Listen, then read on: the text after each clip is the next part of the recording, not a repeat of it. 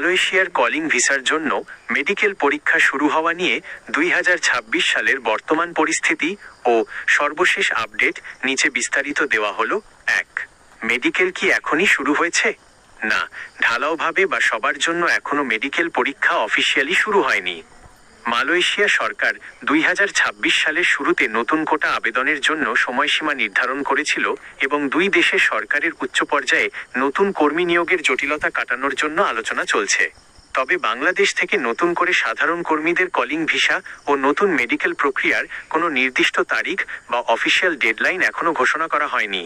ধারণা করা হচ্ছে চলতি 2026 সালের শেষের দিকে পুরোদমে ভিসা চালু হতে পারে এবং তার অন্তত 1 মাস আগে অফিসিয়ালি মেডিকেল টোকেন দেওয়া শুরু হবে। 2. কেন কিছু মানুষ বলছে মেডিকেল শুরু হয়েছে? সামাজিক যোগাযোগ মাধ্যম বা কিছু দালালের কথায় বিভ্রান্ত হবেন না। বর্তমানে যাদের পূর্বের কোনো প্রসেস বা বিশেষ ক্যাটাগরির, যেমন নির্দিষ্ট কিছু কোম্পানির বিশেষ অনুমোদন বা ইভিডিআর কাজ চলছে, কেবল তাদের ক্ষেত্রে ধাপে ধাপে বায়োমেট্রিক বা মেডিকেল করানো হচ্ছে, কিন্তু সাধারণ নতুন কর্মীদের জন্য এখনো অফিসিয়াল কল আসেনি। 3.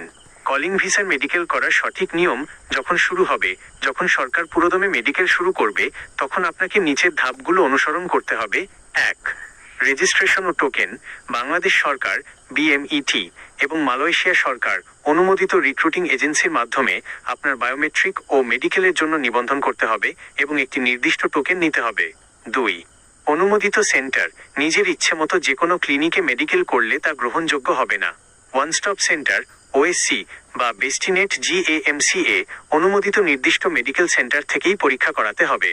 3. প্রয়োজনীয় ডকুমেন্ট। মেডিকেল করতে যাওয়ার সময় মূল পাসপোর্ট, সাদা ব্যাকগ্রাউন্ডের 2-4 কপি পাসপোর্ট সাইজের ছবি এবং এজেন্সির দেওয়া টোকেন সাথে রাখতে হবে। 4. মেডিকেলে কি কি পরীক্ষা করা হয়? মালয়েশিয়ার স্বাস্থ্য পরীক্ষার নিয়ম অত্যন্ত কড়া।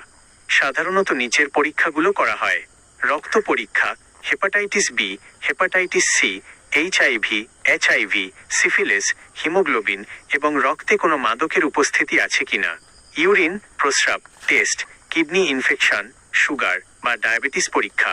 এক্স-রে, বুকের এক্স-রে করা হয় মূলত ফুসফুসের অবস্থা ও যক্ষা, টিবি চেক করার জন্য। শারীরিক পরীক্ষা, উচ্চতা, ওজন, দৃষ্টিশক্তি, চোখ এবং রক্তচাপ, বিপি।